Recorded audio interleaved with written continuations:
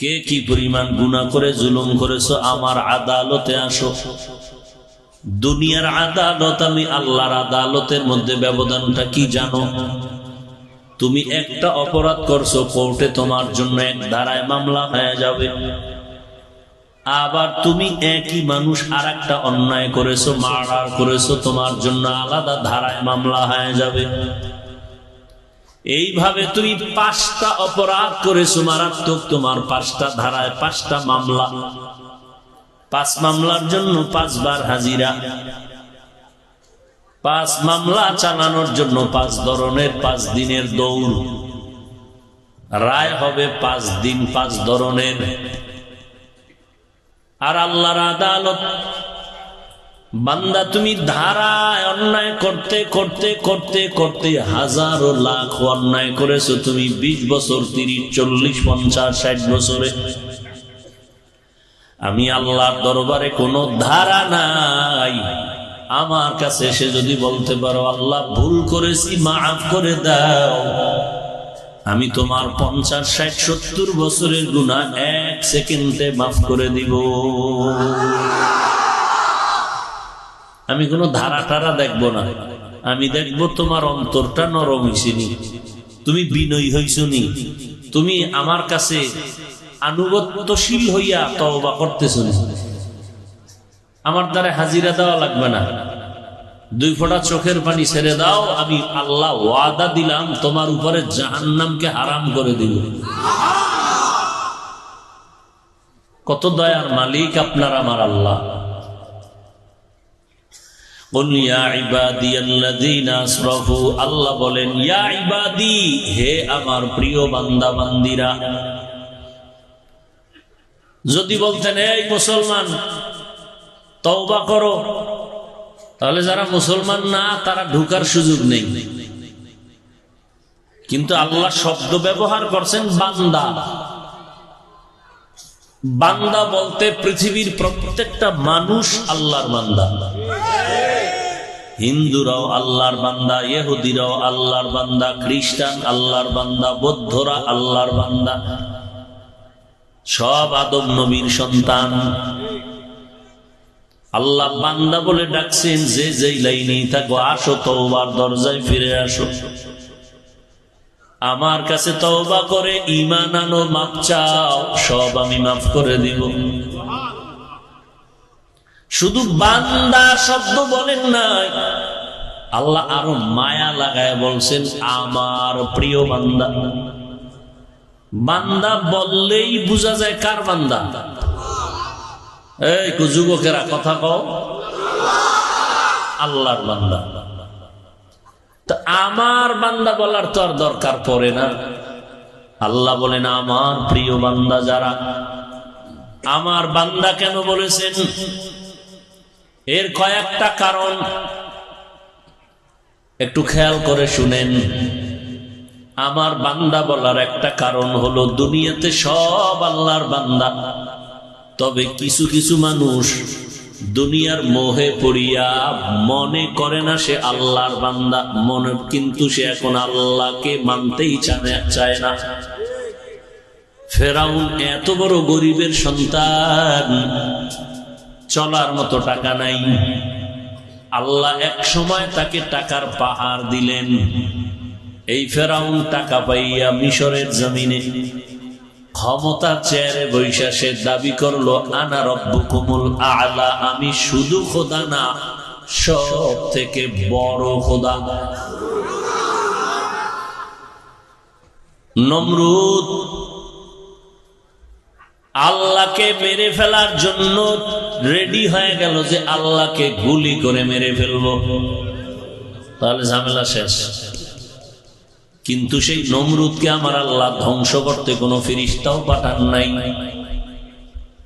বিশাল কোনো বাহিনী লাগে না। একটা অসুস্থ মশা, ওই আল্লাহ আসেনি, মশা আসেনি, কানের সামনে মশারির ভিতরে গান গায়নি। ছিদ্র মশারির বড় না ছোট? সেই তুলনায় কানের ছিদ্র তো, মশারির ছিদ্র দিয়া মশা ঢুকলো, কানের বড় ছিদ্র দিয়া ঢুকলো না। পাহারা দেয় কে? আপনার আব্বা। কাদেরে কুদরত দারি বার কামাল আন্তা রব্বি আন্তা হাসবি যুল জালাল তুহি কাদের জলিলুল্লাহ জাহাদার। আল্লাহ পাক রব্বুল আলামিন বলে দুনিয়ার মানুষ সব আমার বান্দা, কিন্তু কিছু কিছু মানুষেরা দুনিয়া দুনিয়া করে গিয়া যা আল্লাহর বান্দা এ কথাটা ভুলিয়া গেছে।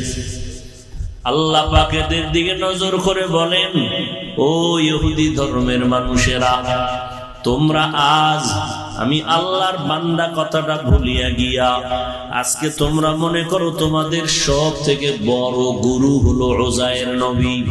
না, তোমরা যারে খোদা খোদা মনে করো তারও আমি আল্লাহ সৃষ্টি করেছি। অতএব তোমাদের গুরু উযায়ের নবীও আমার বান্দা, তোমরাও আমার বান্দা। ও খ্রিস্টান ধর্মের মানুষ, তোমরা মনে মনে ভাবো, তোমরা ধারণা করো ঈসা নবী আল্লাহর ছেলে, ঈসা নবীর মা মারিয়াম আল্লাহর স্ত্রী। কারা মনে করে? খ্রিস্টানেরা। আবার কেউ কেউ মনে করে ঈসা নবী আল্লাহর সন্তান না, যেহেতু বাপ নাই সেহেতু ঈসা নবী নাউযুবিল্লাহ অবৈধ সন্তান। যারা ঈসা নবীকে মাথার মুকুট মনে করে, যীশু খ্রিস্ট সব আমাদের গুনাহ শূলিবিদ্ধ হইয়া অগ্রিম ক্ষমা নিয়ে নিছেন। আল্লাহ কয়, ও খ্রিস্টান ধর্মের মানুষ, তোমাদের গুরু ঈসাকেও আমি বানাইছি, তোমাদেরও আমি সৃষ্টি করেছি। ঈসাও আমার বান্দা, আমি মাওলা, আর তোমরাও বান্দা। আমি আল্লাহ, আর কোন ছেলে নাই, কোন স্ত্রী নাই, কিছুই নাই। লাম ইয়ালিদ ওয়ালাম ইউলাদে উলাইকাস ওয়ালিদ মাউলুদরা উ খালেকাস। বৌদ্ধ ধর্মের মানুষ, তোমরা মনে করো গৌতম বুদ্ধ তোমাদের মাথার মুকুট, তোমাদের খোদার আসনে বসাইছো। না না, ওই গৌতমকেও আমি আল্লাহ সৃষ্টি করেছি, তোমাদেরকেও আমি আল্লাহ সৃষ্টি করেছি।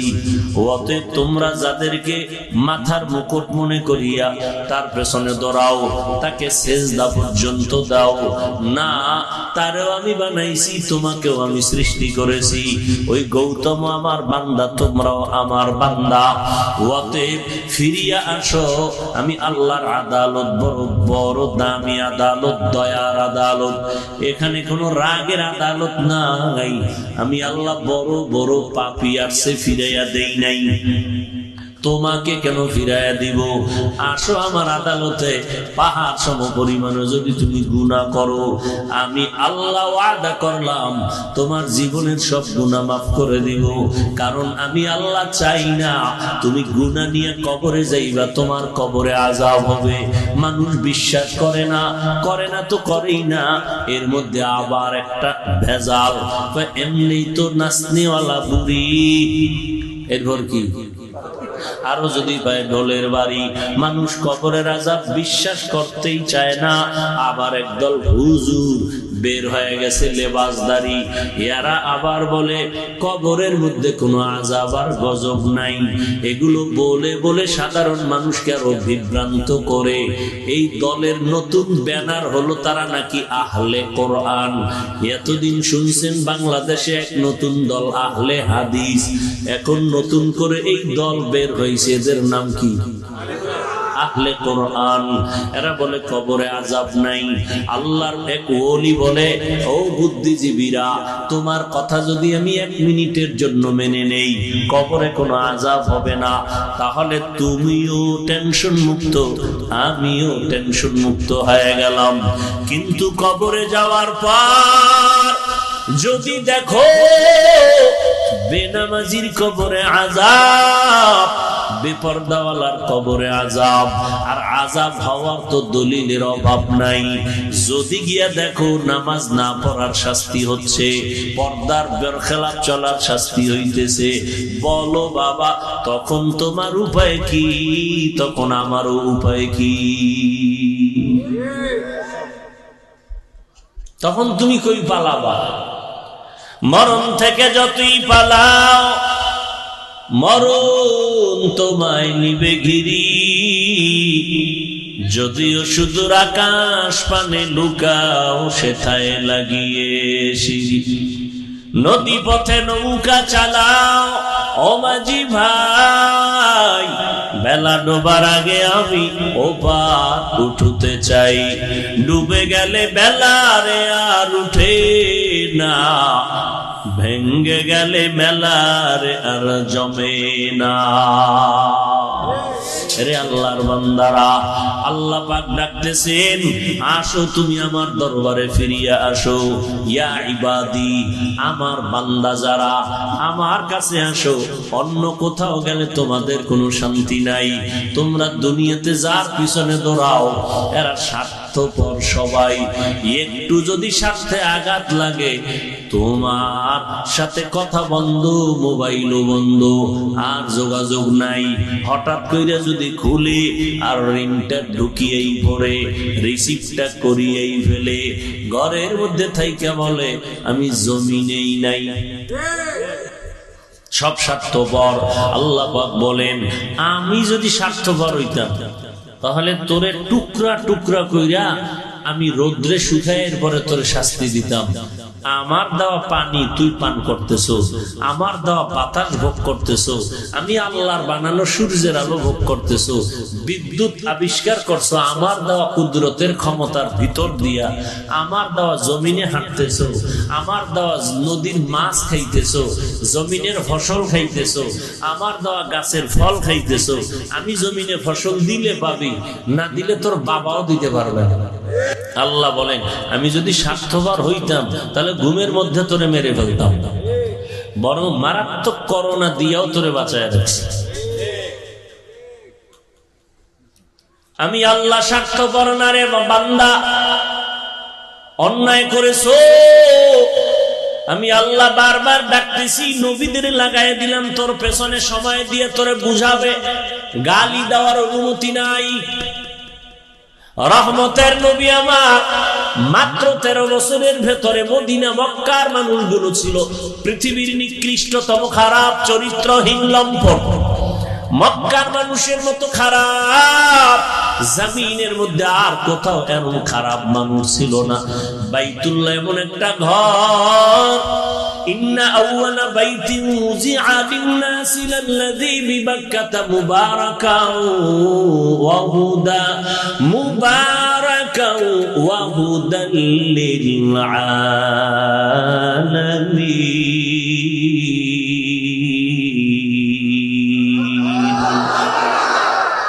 আল্লাহ বলেন, আমি পৃথিবী নামক গ্রহটা বানাইয়া প্রথম একটা ঘর বানাইলাম, ইবাদতের ঘর, হেদায়েতের ঘর, বসবাসের ঘর বানাই নাই। পৃথিবীটা বানাইয়েই আল্লাহ কি বানাইলেন? আরে ভাই কথা বলেন, কিসের ঘর? বসবাসের ঘর বানান নাই কেন? ইবাদতের ঘর কেন বানাইলেন? বসবাসের ঘর কেন বানান নাই? কোন প্রাণী এখনো জমিনে আসে নাই, শুরুতে আল্লাহ একটা ঘর বানাইলেন, জিব্রাইলের দিয়া পাঠাইয়া ঘরটা দিল মক্কা নগরীতে, নাম বাইতুল্লাহ। এটা এমন এক দামি ঘর, ইবাদত বা হেদায়েতের জন্য বানাইলেন, বসবাসের জন্য কেন বানান নাই? কারণ এই জমিনের চিফ গেস্ট হবে একমাত্র মানুষ। চিফ গেস্ট জমিনের কারা? মানুষ। যারা প্রধান মেহমান বা চিফ গেস্ট হবেন, তারা কি দীর্ঘ সময় ওখানে থাকেন? তার কাজ সেরে চলে যান, কথা ঠিক না? চিফ গেস্ট হয়ে জমিনে তার অল্প টাইমের কিছু কাজ করে চলে যাবে। মানুষ আসবে কি কাজের জন্য? বলে ইবাদত। দুনিয়াটা মানুষের ইবাদতের ঘর। আল্লাহ এখানে বসবাসের জন্য কোনো মানুষ পাঠাবেন না। দুনিয়ায় মানুষ করবে আল্লাহর ইবাদত, আর আল্লাহ এদের জন্য বসবাসের ব্যবস্থা রেখেছেন জান্নাত। এই বাইতুল্লাহ এত দামি যে ঘরটা দিয়ে শুধু তাকায় দেখবে অনবরত সওয়াব লেখা হবে। বাইতুল মুকাররম ঢাকার শহরে জাতীয় মসজিদের দিকে তাকাইলে কয়টা সওয়াব লেখা হবে? হবে একটাও না। কিন্তু আল্লাহর ঘর বাইতুল্লাহ, ওই ঘরের দিকে বান্দা শুধু তাকায় আছে, কিচ্ছু কয় না, এমনি তাকায় দেখতেছে, অনবরত সওয়াব লিখবে ফেরেশতারা। এই বাইতুল্লাহর এত দাম। বাইতুল্লাহর আঙ্গিনায় যারা এক রাকাত নামাজ পড়বে, বাইতুল্লাহর আঙ্গিনা বুঝেননি? যারা একটু শিক্ষিত মানুষ আর একটু যারা আমগো বেশি ভুল ধরার তালে থাকেন, একটু খেয়াল করেন, অথবা আপনারা বেশি বুঝেন, আমাদের থেকে বেশি বুঝেন এবং মনে মনে ভাবেন টুপিওয়ালারা কিচ্ছু বুঝে না, আপনারা এই কথাগুলো মনে রাখবেন। আবার আপনাদের থেকে আরো ক্ষতির বেশি কারণ হইল লেবাসদারি কিছু নেফাকি অন্তরওয়ালারা। এই আপনারা এক লাইনে আছেন, আপনাদেরকে তাল দেওয়ার জন্য কিছু হুজুর তৈরি হয়ে গেছে। এই জন্য আপনাদের সাথে আমরা আগাইতে পারি না, কারণ ওই যে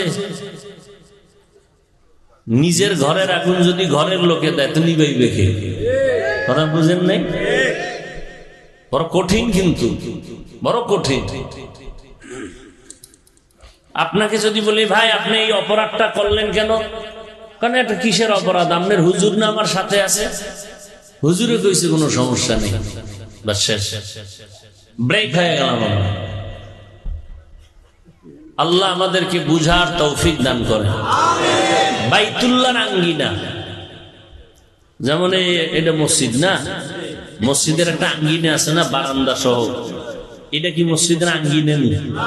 5 ওয়াক্ত নামাজ জুমায় যতদূর আসবে এটা হবে কি? কিন্তু বাইতুল্লাহর আঙ্গিনা কিন্তু বিশাল। রেহাল দেখছে, ছবিতেও তো অনেক সময় দেখা যায়, ঢুকতে রেহাল, এখান থেকে বাইতুল্লাহর আঙ্গিনা শুরু।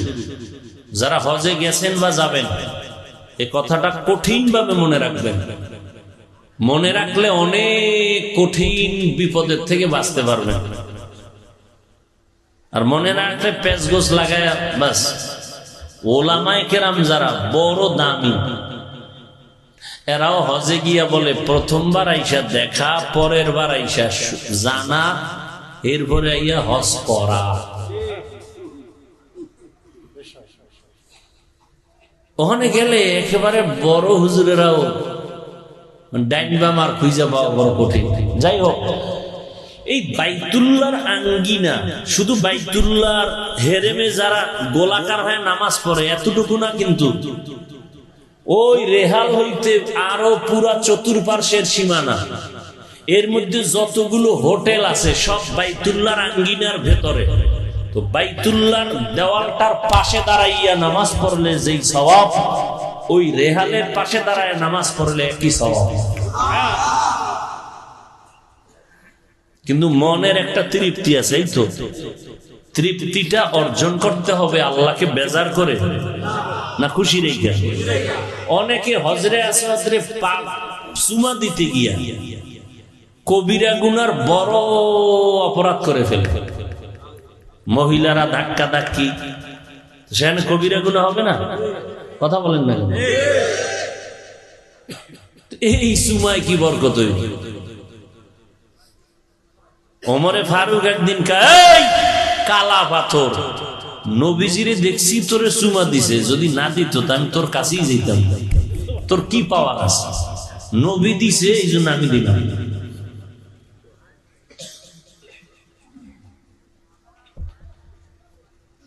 এই কথাটা আমি এত কঠিন ভাবে বলতেছি কেন জানেন? মক্কা শরীফের ইমাম রসুলের হাদিস বড় বয়ান দিয়ে বলেছেন, নারীরা পুরুষের সাথে একই লাইনে একই কাতারে নামাজ পড়তে পারবে না, নিষেধ। মহিলারা হোটেলে নামাজ পড়বে। আপনি বাইতুল্লাহর দেওয়ালের সাথে সেজদা দিয়া যা পাবেন, মহিলা হোটেলে গিয়া ওই সওয়াব পুরাটা পেয়ে যাবে। আল্লাহ যদি ওখানে বরকত দেয়, আপনি বেপরদা হিসাব ধাক্কাইয়া পুরুষের কাতারে ঢুইকা নামাজ পড়ে ফায়দা কি? বরং নিজেরটাও খাইবে, অন্যেরটাও নষ্ট হবে।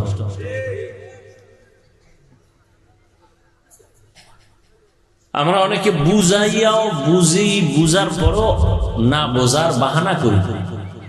আল্লাহ আমাকে আপনাদের সবাইকে সহি রাস্তায় চলার তৌফিক দান করেন। তো 1 রাকাত নামাজ পড়লে কত সওয়াব? বাইতুল্লাহর আঙ্গিনায় 1 লক্ষ রাকাত নামাজের সওয়াব।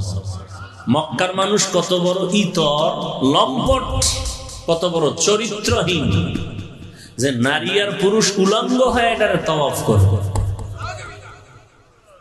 সেই চরিত্রহীন মানুষগুলোকে মাত্র 13 বছরের সীমানায় নবীজি এদেরকে স্বর্ণের মানুষ বানায় দিলেন। জিবরাইল আমিনকে আল্লাহ পাঠায় বলে, নবীর কাছে চলে যাও, একটা লিস্টি দিয়ে দিলাম, নবীরে জানায়া দাও। এই লিস্টিটার মধ্যে 10 জন সাহাবার নাম আছে, নবী যেন বলে দেয় এরা বিনা হিসাবে জান্নাতি। মাত্র 13 বছরের সীমানায় নবী এত খারাপ লাইনের মানুষগুলোকে যে দিনের লাইনে নিয়ে আসলেন। একটা বেতের বাড়িও লাগে নাই, একটা মিথ্যা কথাও নবী বলেন নাই। আরো আশ্চর্য, নবী কাউকে গালি দেন নাই। আরো আশ্চর্য, নবী কারো গালির জবাবও দেন নাই। আরো আশ্চর্যের কথা, নবী কারো দিকে গরম চোখ দিয়ে তাকান নাই। মাত্র 13 বছরে মক্কা নগরী পৃথিবীর মধ্যে দামি হয়ে গেল। 10 জনের নামে স্লিপ এসে গেল, লিস্টি এসে গেল, ওরা জান্নাতি। সমস্ত সাহাবায়ে কেরামরা জান্নাতি। ভালো করে মনে রাখবেন, পদ্মার এপারে আমরা আছি না, এপারের এক মুফতি সাহেব কয়, শুধু মাওলানা না, এর উপরে কি মুফতি কয়, ওমরে ফারুক রসুলের সাহাবী ভণ্ড বেদাতি। আজীবনের জন্য মনে রাখবেন, না হয় লিখে রাখবেন বাসায় গিয়ে। সাহাবায়ে কেরামদের বিরুদ্ধে কেউ যদি ইশারা ইঙ্গিতে লেখে বা বলে, আল্লাহর কসম 1 বার, আল্লাহর কসম 2 বার, আল্লাহর কসম 3 বার, ওয়াল্লাহি বিল্লাহি তাল্লাহি, সাহাবায়ে কেরামদের বিরুদ্ধে ইশারা ইঙ্গিতে যারা বলবে, যারা লিখবে, এরা বাতিল, এরা ভণ্ড। এদেরকে যারা ভণ্ড বলবে না, তারাও ভণ্ড।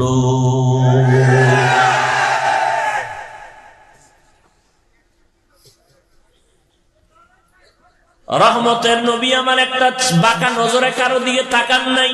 গালি তো পরের কথা, গালির জবাবও দেন নাই। 63 বছরের হায়াত নবীর, এত পবিত্র জীবনে একটা মিথ্যা বলেন নাই। কেমন মায়ার নবী আমার! আর আমরা সেই নবীর উম্মত দাবি করে নবীরে চিনলাম না রে বাবা।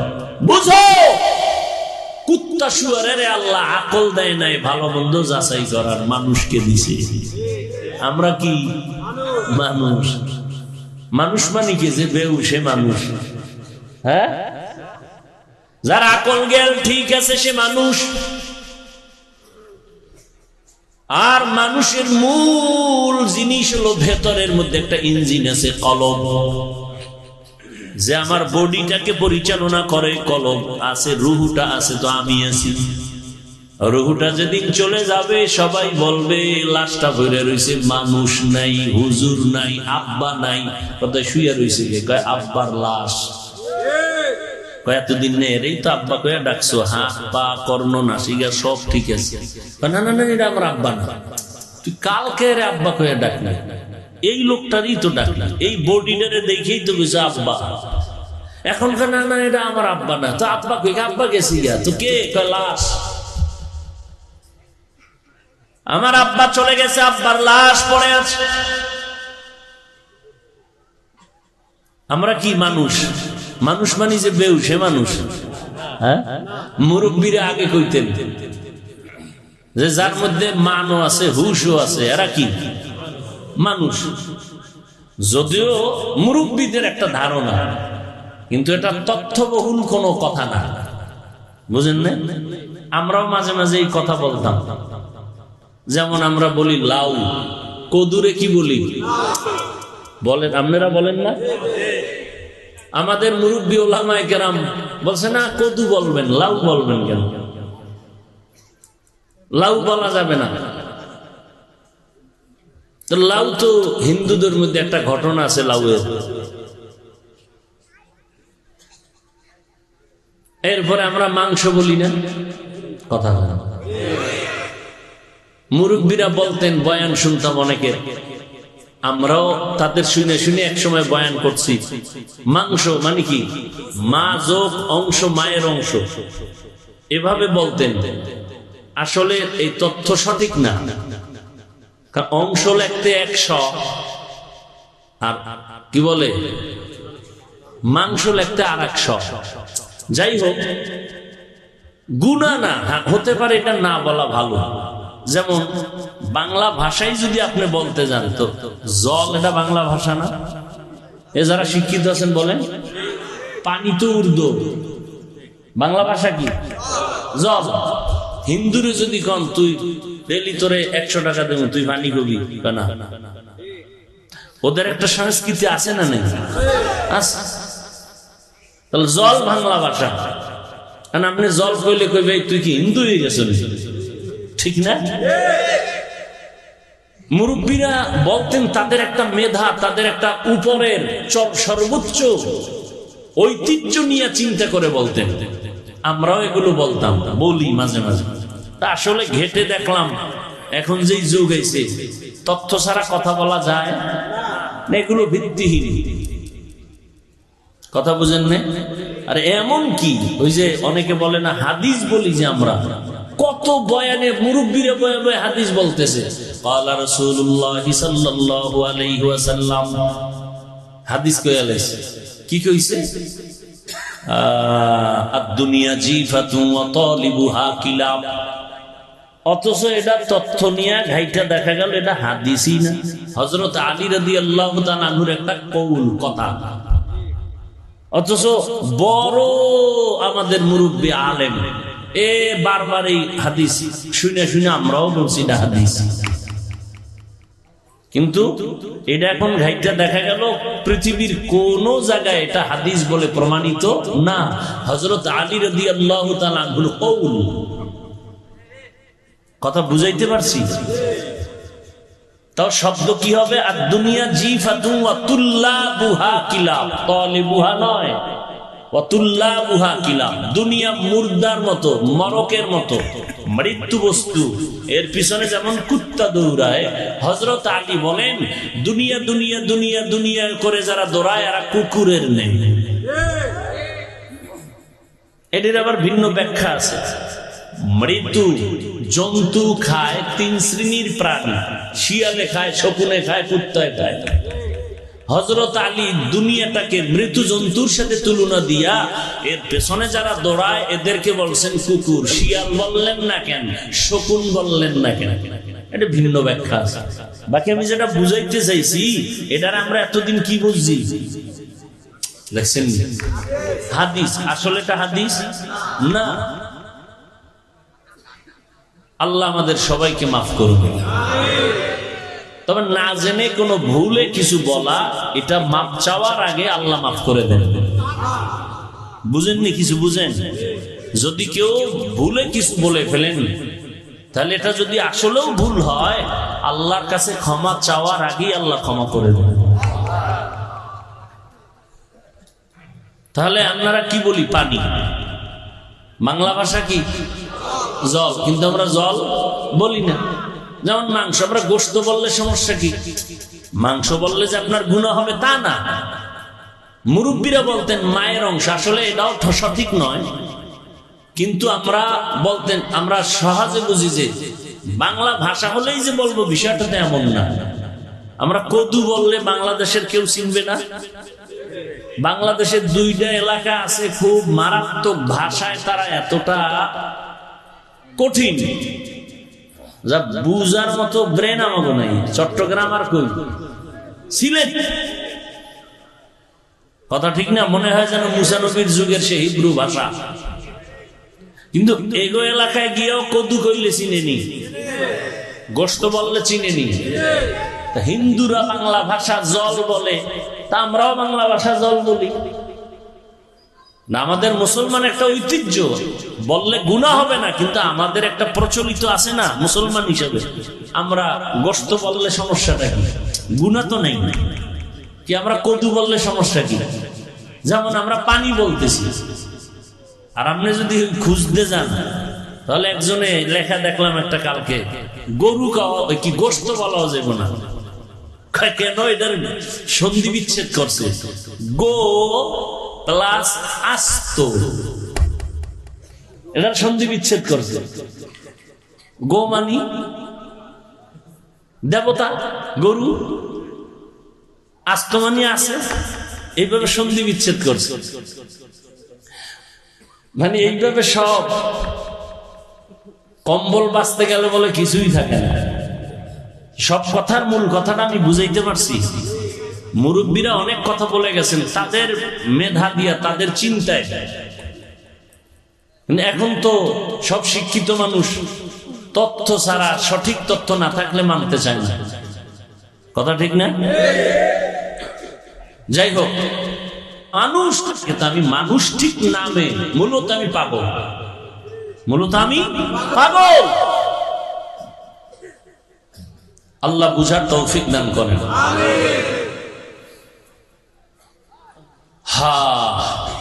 রহমতের নবী মাত্র 13 বছরে পুরা চরিত্রহীন মানুষগুলোকে স্বর্ণের মানুষ বানায় দিলেন। আল্লাহ তাদের ব্যাপারে আয়াত নাজিল করে বললেন, রাদিয়াল্লাহু আনহুম ওয়া রাদু আন, আমিও তাদের উপরে রাজি, তারাও আমার উপরে রাজি। সমস্ত সাহাবায়ে কেরাম জান্নাতি। আরো আস্তে করে বলেন, ইয়া ইবাদিয়াল্লাযীনা আসরাফু আলা আনফুসিহিম লা তাকনাতু মির রাহমাতিল্লাহ ইন্নাল্লাহা ইয়াগফিরুয যুনুবা জামিআ ইন্নাহু হুয়াল গফুরুর রহিম।